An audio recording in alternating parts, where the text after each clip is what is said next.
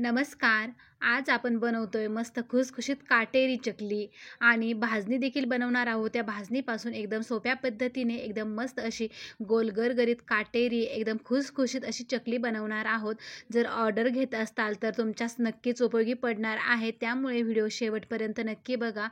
सगळ्या टिप्स वगैरे व्यवस्थित सांगितलेल्या आहेत. व्हिडिओ जर आवडला तर लाईक नक्की करा, चॅनलला सबस्क्राईब करा. व्हिडिओ जर आवडत असतील तर एकदम मस्त काटेरी आणि एकदम खुसखुशीत या चकल्या झालेल्या आहेत. अजिबात तेलकट नाही, कुठे तेलामध्ये विरघळली नाही, कुठे तुटली सुद्धा नाही. मध्ये एकदम मस्त आणि कलर बघू शकता काय सुरेख दिसत आहे ना.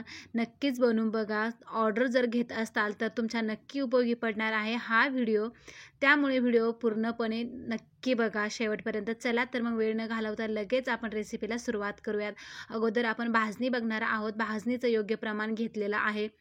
इथे मी तांदूळ घेतलेला आहे. हा कोलम तांदूळ आहे. एकदम सुट्टा भात होतो तो तांदूळ घ्यायचा.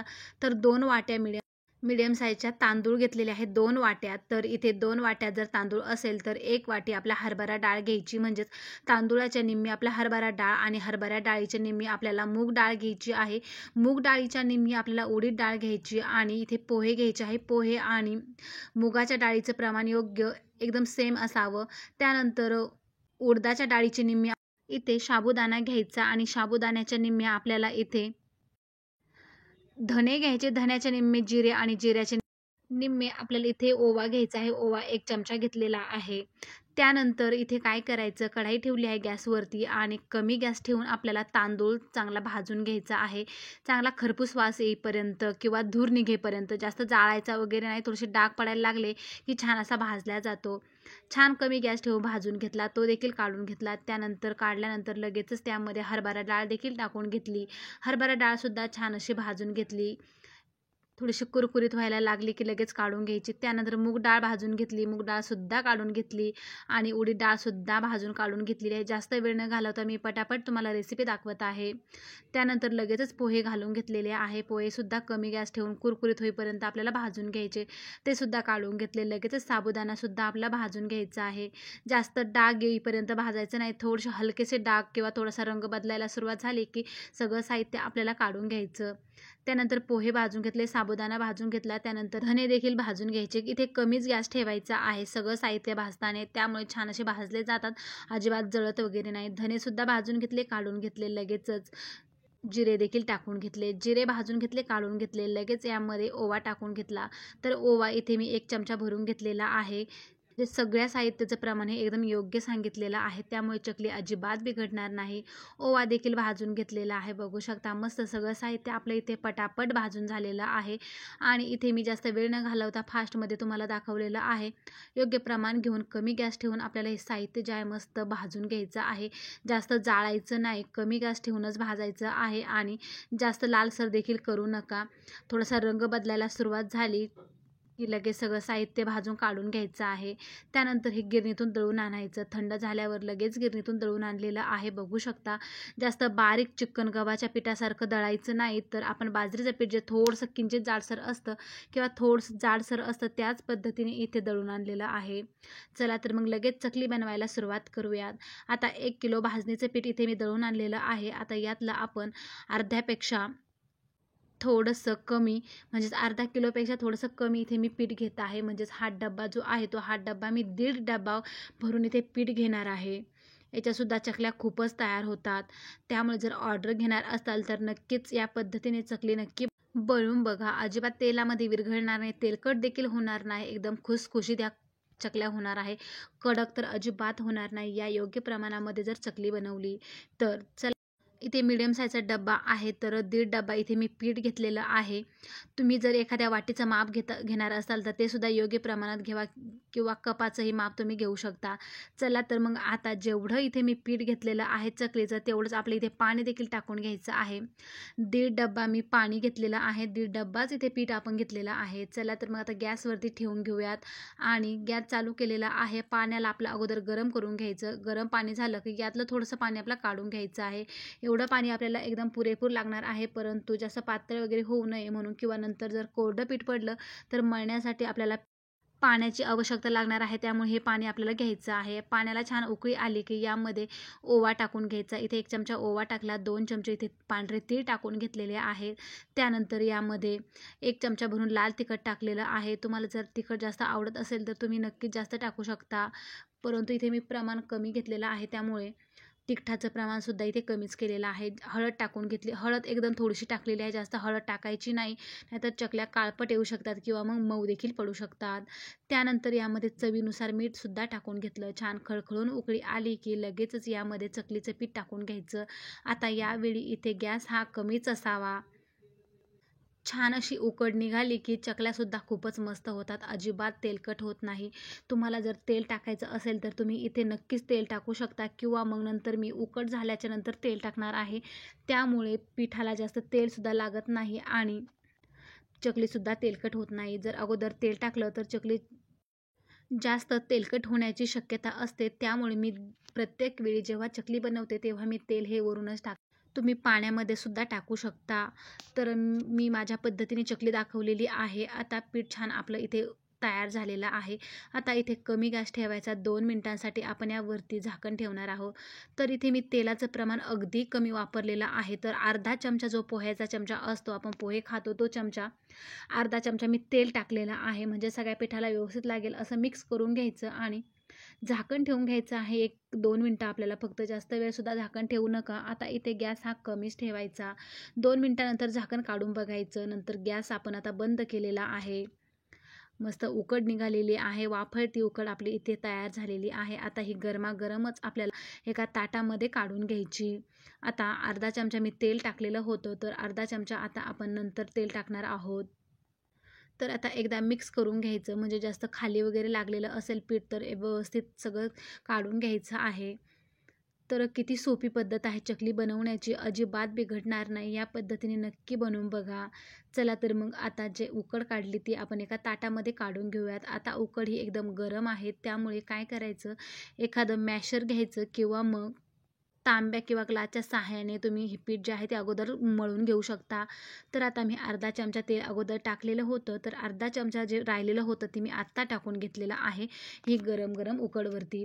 आता जे पाणी राहिलेलं होतं बघा, मी काढून ठेवलेलं होतं ना, ते आता यामध्ये वापरायचं आहे, कारण उकड आपली एकदम कोरडी झालेली आहे. थोडंसं पाण्याचा शिपका मारायचा आणि थंड पाणी अजिबात वापरायचं नाही या ठिकाणी. जे पाणी काढून ठेवलेलं होतं त्यामुळेच पाणी काढून ठेवायचं असतं. आता इथे लाकडी मॅशर आहे, पीठ गरम असल्यामुळे थोडासा पाण्याचा शिपका मारून घेतला आणि अशा प्रकारे हे पीठ जे आहे ते मी चांगलं मॅश करून घेतलेलं आहे.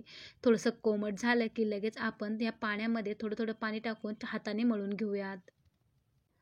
तर आता एकदम कोमटच आहे, त्यामुळे अशा प्रकारचं कोमट असताना आपलं हे पीठ मळायचं आहे आणि लगेच चकली बनवायला घ्यायची आहे.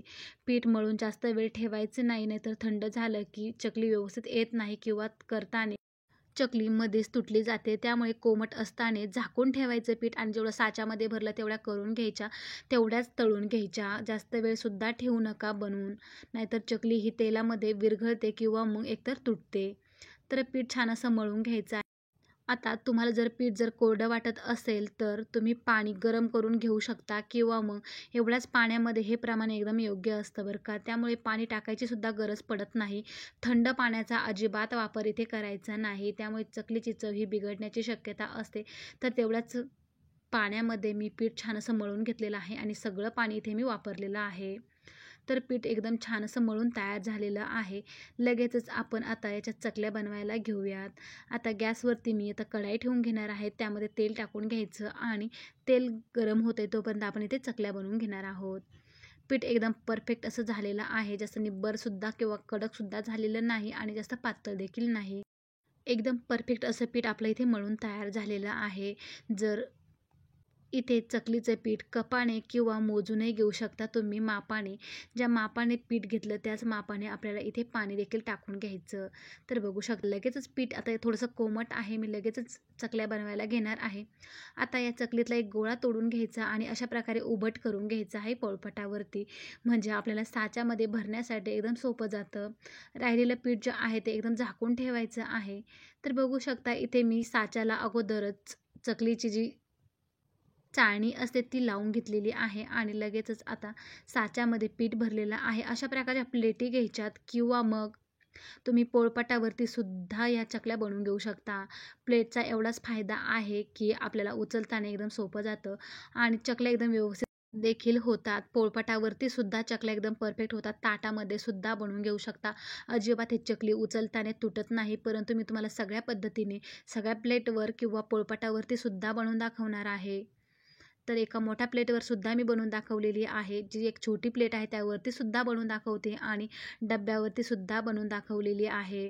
तर बघू शकता काय गोल गरगरीत अशी मस्त आपली इथे काटेरी चकली तयार झालेली आहे.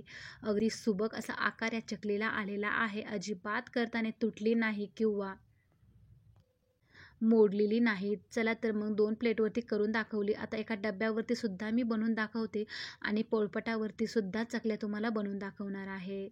बघू शकता किती मस्त आकार आलेला आहे चकलीला. चला तर मग आता पोळपाटावरती सुद्धा छान अशा चकल्या पाडून घेऊयात.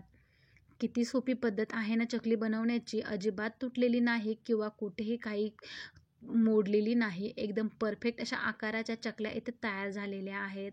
चकलीचा रंग बघू शकता काय सुरेख आलेला आहे. त्यानंतर गॅसवरती कढाई ठेवून घेतली. थोडंसं त्यामध्ये पीठ टाकून घ्यायचं तेलामध्ये. पीठ जर तळून वरती आलं तर आपलं तेल एकदम परफेक्ट तापलेलं असावं. आता इथे गॅस हा कमी करायचा आणि खरपूस दोन्ही रंगावरती चकल्या ह्या मस्त तळून घ्यायच्या. चकली लगेच टाकल्यावरती बुडबुडे यायला सुरुवात होते. चकली लगेच पलटायची नाही, तर एक अर्धा मिनिट जाऊ द्यायचं आणि त्यानंतरच चकली आपल्याला ही पलटून टाकायची आहे. तर मी 2-3 टाकलेल्या आहेत. तेवढ्या मी तळून घेतल्या आणि पुन्हा 3 टाकलेल्या आहेत. कढाई जर मोठी असेल तर 3-4 तुम्ही टाकू शकता किंवा जास्त गर्दी देखील चकल्यांची करू नका, नाहीतर चकल्या एकमेकांना लागतील आणि त्यांचे आकारसुद्धा बिघडतील. त्यामुळे मी इथे 3-3 चकल्या टाकून छान अशा तळून घेतलेल्या आहे. सगळ्या चकल्या मी अशाच प्रकारे बनवल्यात आणि तळून घेतलेल्या आहेत. बघू शकता काय सुरेख रंग आलेला आहे. अप्रतिम ही चकली झालेली आहे. अजिबात तेलकट नाही. आकार बघू शकता आणि काटेरीसुद्धा अप्रतिम झालेली आहे. खूपच मस्त ह्या चकल्या झालेल्या आहेत. चवीला म्हणताल तर याला तोडच नाही, इतक्या मस्त अशा या चकल्या तयार झालेल्या आहेत. तर कशी वाटली तुम्हाला ही रेसिपी नक्कीच कमेंट करून सांगायला अजिबात विसरू नका. चॅनलवरती नवीन असताल, असेच नवनवीन गावरान पद्धतीचे व्हिडिओ बघायचे असतील तर चॅनलला नक्की सबस्क्राईब करा. चला तर मग तुम्हाला एक चकली मी तोडून देखील दाखवते. बघू शकता तोडल्या तोडल्या लगेच भुगा झालेला आहे. अजिबात तेलकट झालेली नाही किंवा तेलामध्ये देखील विरघळली नाही. रंग तर खूपच मस्त आलेला आहे. एकदम खुसखुशीत ही चकली झालेली आहे. कडक देखील नाही, एकदम खुसखुशीतच आहे. तर बघू शकता किती मस्त दिसत आहे. ऑर्डरसाठी बनवायची असेल तर हे योग्य प्रमाण घेऊन नक्कीच अशा प्रकारच्या चकल्या बनवल्या जाऊ शकतात. व्हिडिओ आवडल्यास लाईक करा. इतरांसोबत सुद्धा ही चकली रेसिपी शेअर करा आणि तुम्ही देखील या पद्धतीने बनवून बघा. चला तर मग भेटूयात अशाच नवनवीन व्हिडिओसोबत आणि वेगळ्या हटके रेसिपीसोबत. तोपर्यंत बाय.